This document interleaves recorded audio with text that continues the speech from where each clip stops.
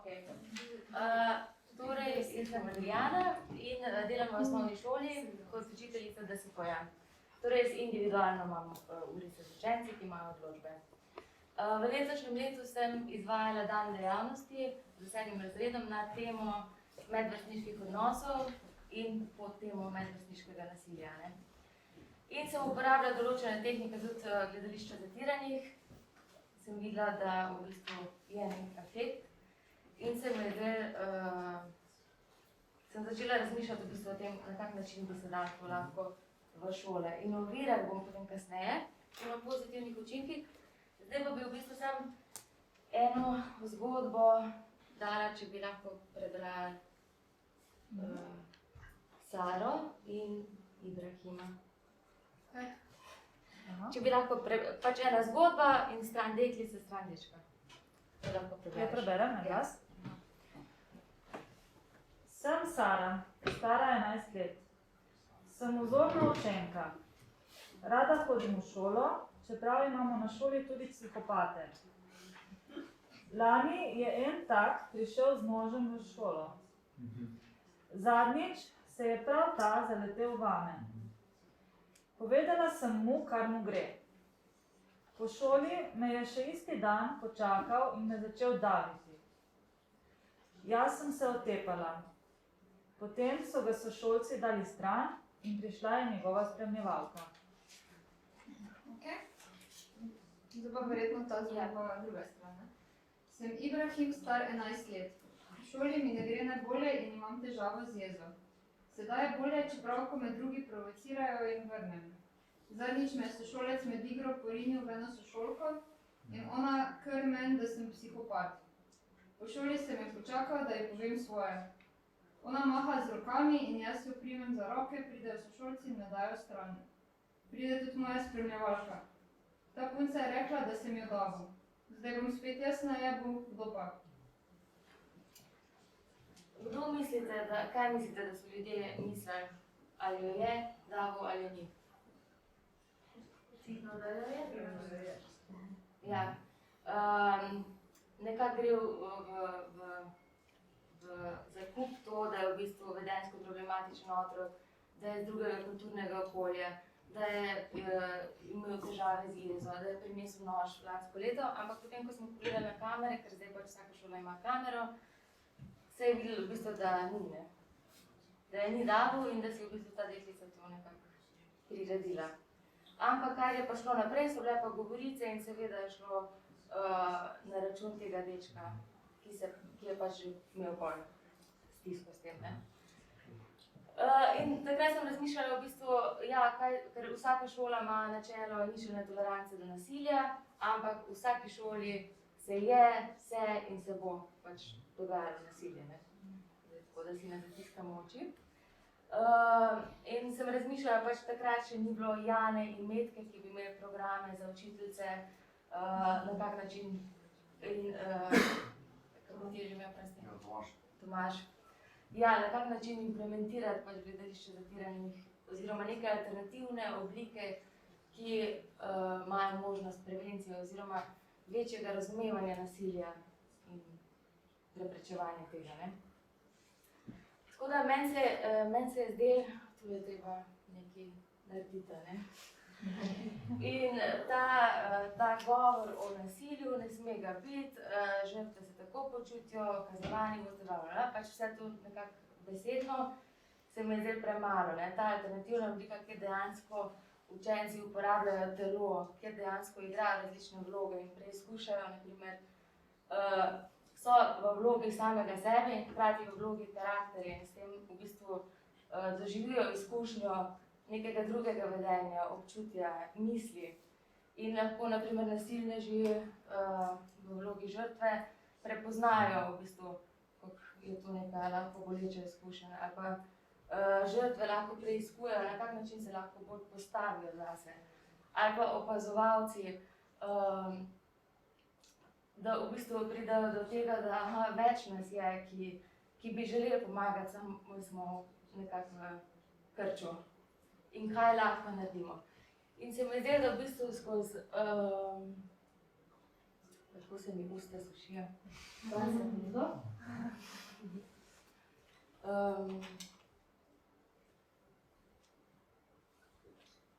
Se mi je zdelo, da bi lahko skozi slikovno gledališče in forumsko gledališče nekako se naslovili teme, kot so stigma, ker ta deček v bistvu je bil zelo stigmatiziran, ne? Z vsem. In tudi, kar jaz opažam, ne vem, sem imela tudi enega otroka, drugi razred, jaz sem ful poreden, jaz sem hudič, jaz sem ful poreden in v bistvu vidiš, kak je prevzel že govor odraslih, a ne, učiteljev, staršev, kak je v bistvu on poreden in kak se že s tem nekako identificira, ne. In je to zelo hudo, če, ne vem, smo tudi v taki kulturi, ki se dosti ne pohvali sama sebe, ne, ampak smo zelo kritični do sebe in se mi zdi, da tudi na tem dnevu dejavnosti smo imeli prvo uro govora o prijateljstvu in kaj je dobro prijateljstvo, zakaj je nekdo dober prijatelj, zakaj si ti dober prijatelj, kaj je tvoja dobra lastnost, pozitivna stvar. To je bilo veliko učencev pač, ki so bili, ja ne vem, kaj je moja dobra stvar. In potem pride nekdo drug in reče, ja, zato, ker jih nimaš, in se še zraven jih nasmeji pare, ne. In potem je že v bistvu v tem momentu je lahko že tako je nek eksperiment. Ok, kaj pa, če si frajer, da v bistvu ne da rečeš, ja, ti si neumen, ti si glup, ti si smrdiš, to je pač najlažje. Kaj pa, če bi pri vsakem poskušal najti pa neko pozitivno stvar, ne? To je pač malo večji izziv. In si lahko pač, če nimaš nič za povedati, pomeni, da v bistvu nisi dober spoznal te osebe, ne? Ker očitno pač ima že vsak po sebi nekaj dobrega. No, v glavnem, zdaj da ne dolgobezim preveč. Je fajn v bistvu na licu mesta, da lahko eksperimentiraš z otroci in v bistvu ti otroci, ta otrok, no, ki je to na začetku rekel, je pa kar našel veliko stvari za druge ljudi, ne. Kar je bil pa tudi, ne vem, sem mu rekla, da je v bistvu njegova močna točka to, da lahko sprejme izziv in da lahko pač raste s tem. Potem bi se pri tem primeru je bilo tudi, kako mu ta deklica rekla, ti si psihopat, ne?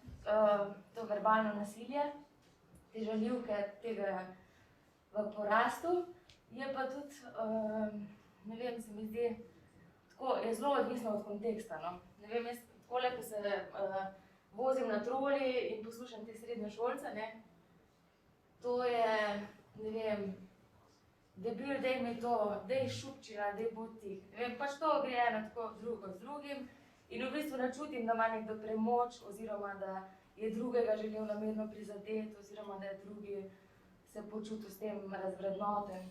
Pač je zelo odvisno od konteksta in je zelo tanka linija tega, zakaj nekdo pa tudi ne pove, če ga kaj prizadene, ne. In pa so v bistvu učenci so prišli do tega, da ja, v bistvu so sem jih vprašala, ja, a mogoče se vi kdaj počutite tako, da vas nekdo prizadene, ampak pač ne poveste in pa vsi tako, ja, zakaj pa? Ja, zaradi tega, ker nočemo izpaditi jokice ali ali pač tako, ne, tako da jaz imam tukaj tudi malo lahko pa v diskusiji, ki je o tem. No, in skozi ta primer bi lahko šli tudi na fizično nasilje, na obrekovanje, pa vse te neke teme bi lahko skozi gledališče zatiranih v skupini delovali, ne. Zdaj pa bom na kratko samo še povedala o tem dnevu dejavnosti. Začeli smo s temo prijateljstva, pa smo šli pa na sodelovanje, mislim, prijateljstvo v smislu, da to gre za odnos zmagaš, ker obstajajo tudi druge oblike, in potem smo imeli sodelovanje, ne. In je zelo zanimivo, kako lahko ena mala stvar, in sicer to, da sem dala deko na tla in je bilo 7 prostovoljcev na tej deki in v bistvu sem bili zdaj oni v čolnu naenkrat in okoli je bila voda in krokodili in pač, če bi nekdo padel dol, pač dan bil, ne. In oni so imeli pač za izziv obrniti deko s tem, da vsi stojijo gor.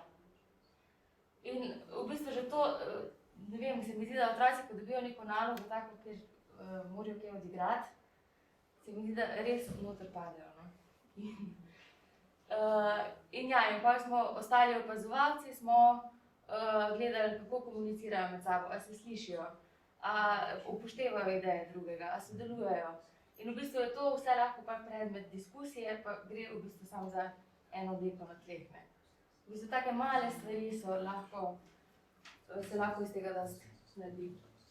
Potem smo govorili, potem sem jih dala pač, da naredijo kipe za prikaz nasilja in v bistvu je cel razred.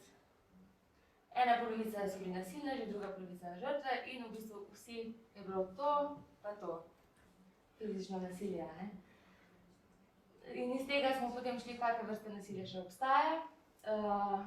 Potem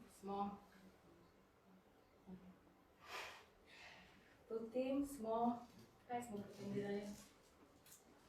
Ja, potem smo pogledali si en filmček, ki govori o spletnem nasilju, ker je ta tudi dosti v porastu, sploh v šola nadaljavo, pač so še bolj bili in skozi ta filmček smo v bistvu opredelili vlogo žrtve, vlogo nasilneža, kdo je opazovalec, in skozi vse to smo predebatirali, zakaj bi lahko bil nekdo nasilen, zakaj je nekdo ne naredi nič, zakaj to. Smo v bistvu imeli diskusijo o tem, o nasilju, zato da so v bistvu sploh dobili neke informacije in neke nove znanja, ker so potem v naslednji fazi pa se razdelili v skupine in vsaka skupina je imela eno obliko nasilja.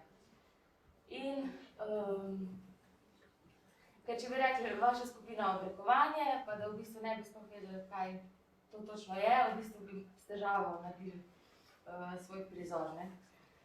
No in v tem delu smo pa, uporabljali smo pri fizičnem nasilju možnost intervencije, pri obrekovanju smo v bistvu enemu delu skupine sem rekla, da pač ignorirajo tistega, ki obrekuje. Potem so mogli ali pa pove kakšno pozitivno lastnost o temu, ki ga obrekuje.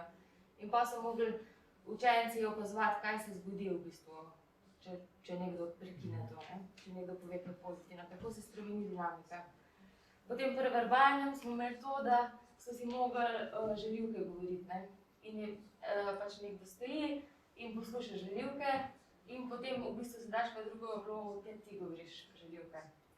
To so bili eni na začetku zelo sramežljivi, ampak potem je že šlo. Ni bilo pa problema. No, v glavnem, imeli smo še vroči stol, to, da lahko potipaš kip in ti pove svoje misli. Tako da v bistvu nekako evalvacija tega strani učencev je bila, da so se naučili o različnih oblikah, da jim je ostalo to v spominu, kako pomembno je prijateljstvo, kakšne oblike vse poznajo, mislim, so spoznali, ki jih mogoče prej niso tako resno jemali, oziroma ta moment tega samo hecam se, kako je v bistvu lahko interpretiran, mislim, kako je lahko doživeti. Potem, ne vem, tudi seznanila sem jih s tem, da v bistvu pri njihovih letih, tudi v Sloveniji so že učenci naredili samomore, ne, zaradi medvrstniškega nasilja, kar jih je tako malo se mi zdi šokiralo, da je to lahko dejansko tako hudo, ne. Potem ja, pač to, da je lahko nekdo v bistvu in nasilen in v vlogi žrtve hkrati. Ne vem, tako, različno. Se mi zdi, da je bilo neko razumevanje in preizkušanje, kaj vse se da, se mi zdi, da je bilo dobro sprejeto. Je pa to bil en dan dejavnosti, ne. Kar pomeni, da pač v naslednjih dneh sem spet slišala pač neke te žaljivke, pa so bili tudi taki nasilni dogodki v tem razredu. V glavnem, ni se zdaj pač vse spremenilo, ne. In ja, za tako stvar se mi zdi, da je potrebno neko kontinuirano delo z razredom. Potem pa sem razmišljala o tem, kako bi lahko jaz pač to zdaj nekako upeljala, da bi bilo kontinuiran proces. In pa, ko pogledam svoj urnik in ko pogledam urnik učencev, se mi zdi, to bi lahko šlo popoldne, ampak popoldne je kot interesna dejavnost, tako da pač ne bi prišel cel razred, ker se vidi, da te čaka pač povsod. Tako da, ok, razredne ure, pa sem pa razrednih urah razmišljala, ja, to je 45 minut na teden, to v bistvu morajo učitelji še tudi povedati, pač stvari, birokracija, In hkrati je pa tudi ta moment, super se mi zdi, da pač izobražujete učitelje in da se to dogaja. Zato, ker se mi zdi, veliko učiteljev pač nima želje po nekih kreativnih oblikah. Večina, dosta učiteljev pač tudi se ne počuti kompetentne, zato ker pač niso nikoli tega delali in niso imeli svoje izobraževanje, tako da bi težko bili confident v tem, da naprej predajo. In pa, ja, nekateri pa pač ne marajo hrupa, ne. Ker ob takih dejavnostih pač postane razred zelo živ in ja, obstajajo pač tudi taki učitelji, ki enostavno in to ni. No in potem, ko sem pogledala malo te raziskave, sem videla, da imajo, ne vem, na Švedskem, v Avstraliji, pač v nekih koncih sveta, no, kjer je v šolah bilo visoka stopnja bullyinga, so v bistvu pristopili, ravno to, kar smo se prej pogovarjali, v bistvu sistemsko, celostno, država je v bistvu dala podporo, finančno tudi, bili so tudi neki zunanji izvajalci, usposobljeni trenerji, ki so izvajali delavnice. Potem, ja, so delali na način, da so v bistvu ogromno teh iger za sodelovanje, za zaupanje, za regulacijo jeze, igre vlog. In tudi, ja, kot si že pred ti rekel, v lokalno skupnost, z učitelji, v bistvu je cela šola je zaživela ta projekt, ne? In je bil čutiti support in po tem enem letu, koliko je pač je dosti upadlo bullying. Ni pa, da rečemo, da pa je bilo nič procentov, ne? Pač tako to je.